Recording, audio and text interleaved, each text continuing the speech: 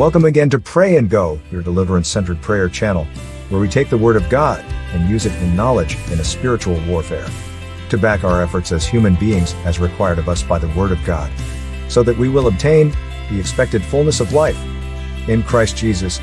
God bless you. As always, if you like these prayers, please like, subscribe, and share this channel. Click on the notification bell to get notified whenever we load a new prayer. And also to leave your comments below and share your testimonies, and let's glorify the name of our Lord Jesus Christ. God bless you. Before we start, I would like us to keep in mind what the Bible says in Ephesians 6 verse 12. For we are not fighting against flesh and blood enemies, but against evil rulers and authorities of the unseen world, against mighty powers in this dark world, and against evil spirits in the heavenly places. I therefore urge you to be spiritually minded throughout the prayers, as Romans 8 verse 6 says, to be carnally minded is death. Let us choose to live and not die. Amen. Our main verse for today is taken from 1 Samuel 2 verse 31, New King James Version, and it reads, Behold, the days are coming that I will cut off your arm and the arm of your father's house, so that there will not be an old man in your house. Today, we are going to look at this Bible verse in the context of our lives as born-again Christians. We will try to understand what pronouncements such as these, made in the past, have in the present, and the effect they could even have on the lives of Christians.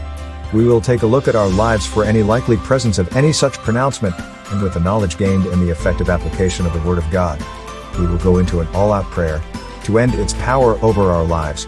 In the name of Jesus. Amen. The key point to note about this scripture here is, this is a pronouncement from God being made into the life of a man of God like you and I are in God. His name is Eli. In 1 Samuel 3 verse 13, God said, For I have told him that I will judge his house forever for the iniquity which he knows, because his sons made themselves vile, and he did not restrain them. The scriptures are therefore the pronouncement of judgment on the life of anyone ever to be born into this man's bloodline. At this time of the pronouncement, Eli was over 90 years old. He was blessed with long life, and in a fairly good health for his age. He was still actively working to some extent, officiating in his office as a priest. He was a very well-to-do person, and highly respected in society. Because of the high status he occupies, he was a very blessed man of God. The Bible says, because of sins committed in which Eli was implicated, at what was then a present time in his life, a judgment was released into a future time, when he wouldn't even be alive. Because of the sins of what was then present actions or inaction of one person, future actions of life had been placed under judgment. Because of the sins of what was then a present generation, a future generation not even yet born of the bloodline, had been sentenced in a judgment. This is what the Bible calls iniquities. Iniquities are the present punishment being suffered by present generation because of a past judgment over the past actions or inactions of a past generation, which the Almighty God considered as sin. In 1 Samuel 3:13, God said, I will judge the house of Eli forever for the iniquity which he knows. This is a man who has come to the end of a blessed and glorious life, but for his sins, the Bible says in 1 Samuel 2:31. The days were coming that God will cut off his arm and the arm of his father's house, so that there will not be an old man in his house. What this judgment means is, a time was coming when no one born of the bloodline of this man will live to the age and status this man lived. An innocent future coming generation, unaware of the sentence over their life, will hear of or probably see the great achievements of their ancestor, but will never achieve or rise to that level of status in life, regardless of how much physical effort they put into life, because a spiritual ban has been placed on them. John 6:63 says, It is the Spirit who gives life, in which case, when the Spirit decides to withdraw its life, life becomes death. When we talk about death here, we are not only talking about the end of one's physical existence on earth. We are also referring to the failure to experience or show the evidence of the blessings in the Word of God for our lives, in our lives. One could therefore be alive, but could still have maybe their marital life or financial life dead. If there is no physical evidence of a particular blessing in one's life, then that blessing is termed to be dead. In Genesis 2 verse 27, God said to Adam and Eve, For in the day that you eat of the tree of the knowledge of good and evil you shall surely die. The Bible said. They went on to eat against the order, but still lived physically. However, a life of peace and joy, they once enjoyed died, leaving them with a life of emptiness, troubles, and pain. Now back to our main scripture. To have the arm cut off in a judgment means one's ability to do things in life will be greatly reduced, if not completely taken away from them. There will therefore be a limited presence or complete absence of life in areas of the person's life. The Bible says an innocent generation is going to suffer this fate because of the sins of just an ancestor who once lived in the bloodline who this generation might never even have heard of. Lamentations 5 verse 7 says, "Our ancestors sinned and are no more, and we bear their punishment." This is the lamentation of the children of Israel, who are children of God like you and I. It goes to say that a being born-again Christian does not automatically exempt one from bearing the sins of their ancestors. Now let's look at our lives today as Christians. Maybe you are going through some challenges in life which you find very strange for the staunch Christian you are. Perhaps you put so much into life, and yet you get little to nothing back. You are probably surrounded with failures and disappointments, business failures, investments failures, marriage or health failures. Failures that obviously do not make sense for who you are in the Lord. The fact is, you could be a victim of judgments for the sins of people in your bloodline who once lived. And today, we will be addressing this issue in knowledge and in prayer to bring it to an end in the name of Jesus. The Bible says in Deuteronomy 8 verse 18, "Remember the Lord your God.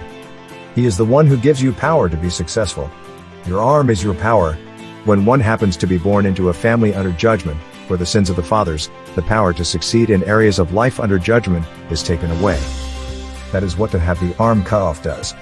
One could still be very God-fearing, anointed and very hard-working in life, and would still struggle with success in those specific areas. Because the power to be successful in those areas of life has been taken away by the Spirit. The reality is, if this happens to be so, it will remain so until consciously addressed. One indication of being under the judgment of the sins of our fathers for a Christian is when through our words of encouragement in the Lord, or through our intercessory prayers, there is divine intervention in the lives of the people we intercede for or support, to hold fast in the Lord. It could be just a short prayer, and the Lord just intervenes in the lives of the people. However, in our own lives, in the same or similar situation, all our prayers appear to fall on deaf ears. That is one indication that, in our case, though the problem might be the same to the other person's, the root of ours goes deeper. Deeply rooted spiritual problems are in almost all cases rooted in the ancestry and usually traceable to what someone in our bloodline did in some time past to destroy its foundation. That is the sins of our fathers. Psalm 11:3 says, "If the foundations are destroyed, what can the righteous do?" We thank God for giving us His Son, and because of that, there is something the righteous can do. Amen. Judgments over iniquities precede one's position and calling in the Lord. Until addressed, in other words, one could be called into full-time ministry, and the limitations imposed by unaddressed iniquities will still prevail over them. David prayed in Psalm 65:3 saying, "Iniquities prevail against me. As for our transgressions, you will provide atonement for them." Maybe through you, the Lord may be doing signs and wonders in the lives of others. Marriages being restored, healings being received, wombs being opened.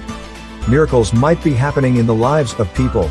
However, in your personal life, you could be experiencing spiritual death in your own marriage or health, womb, or any issue at all. Maybe you have been praying for the same divine intervention in your own life, but the situation is still prevailing over you. That is the hold of the sins of our fathers. They have the tendency to make mockery of our position and confessions in the Lord until they are given sufficient attention and rooted out. Another indication of the judgment of iniquities operating in the bloodline is the presence of negative patterns in the family. You will notice you are not the only person in the family going through this challenge. There will also be a pattern of this death or failure of life running through the lives of other members of the bloodline. So, there could be a pattern that people in the family struggle to give birth, suffer or die from a particular kind of illness. The natural refers to them as genetic or hereditary. Yes, they are, but they are also spiritual. There are patterns where people in the bloodline quickly rise to fame at young age, which is then immediately followed by a steep fall into shame. This is not medical or natural. Other patterns include people in the family rise to prominence in life, but die at the peak of their careers. Or people become very wealthy in life, but end their later years in severe poverty.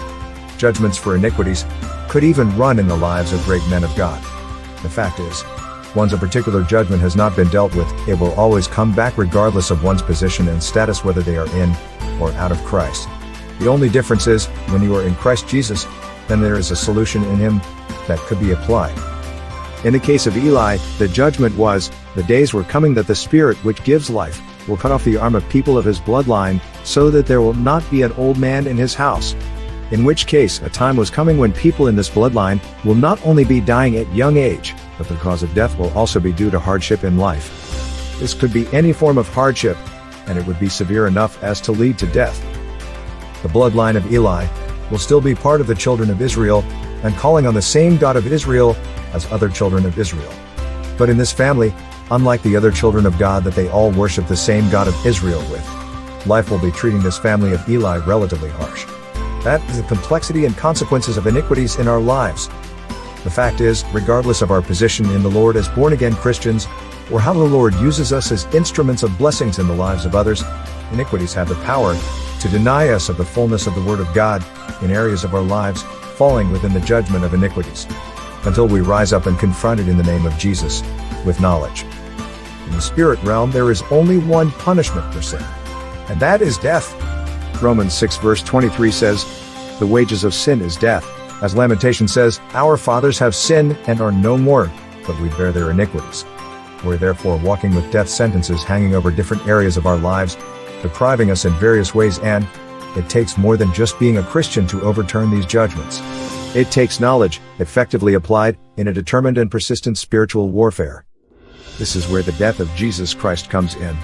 John 3:16 says, "For God so loved the world, that He gave His only begotten Son, that whoever believes in Him should not perish, but have everlasting life." Romans 6 verse 10 says, "For the death that He died to sin once for all." This includes the sins of our fathers. Isaiah 53:5 says, "He was crushed for our iniquities. The punishment that brought us peace was upon Him." What this means is, we have someone who has accepted responsibility for the crimes committed by our fathers. He has been found guilty upon judgment, for indeed the sins were truly committed, and He has been killed in our place for us to live. His name is Jesus. Now hear this. What we need to do, which we will be doing today, is we must literally use the blood of Jesus to wipe off any evidence against us of the crime. Give His name as proof of the person who has been killed for the crime. Then engage in a spiritual warfare, using all the weapons of our warfare, which includes the blood of Jesus and the knowledge we now have, to overturn the records of judgments against us for these crimes. Colossians 2 verse 14 says, "He wiped out the handwriting of decrees that was against us, which was contrary to us. And He has taken it out of the way, having nailed it to the cross." This is the Word of God. It does not pass away because it is settled in heaven. It is a massive weapon in the hands of all Christians. We will then walk away free from these death sentences over our lives, because of the guilty verdicts against us for the crimes committed by our fathers, which underlies the denials in our own lives even as born again. In the name of Jesus. Amen. For today, we will stop here and pray.